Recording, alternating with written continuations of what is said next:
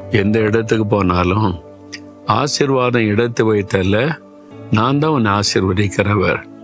நான் உன் கூட இருந்து உன்னை ஆசீர்வதிப்பேன்.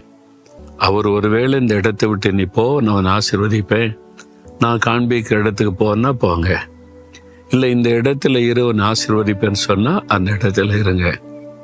இடத்தை வைத்தார்ல, கர்த்தரால் தான் ஆசீர்வாதம். அதை விசுவாசிங்க. நான் உன் கூட இருப்பேன். நீ எங்க போனாலும் எங்க இருந்தாலும் நான் கூட இருப்பேன். அதுதான் உனக்கு ஆசீர்வாதம்னு சொல்றாரு. அப்ப இயேசு கூட இருக்கிறதா ஆசீர்வாதம். இன்னைக்கு வாக்கு கொடுக்கிறா, நான் உன் கூட இருப்பேன், உன்னை ஆசீர்வதிப்பேன். விசுவாசிக்கிறீங்களா அப்படின்னு நான் கை வைத்து, ஆண்டவரே நீங்க என் கூட இருக்கிறீங்க, என்னை ஆசீர்வதிப்பீங்க. நான் எங்க இருக்க நீங்க விரும்புறீங்களோ அங்க நான் இருப்பேன்.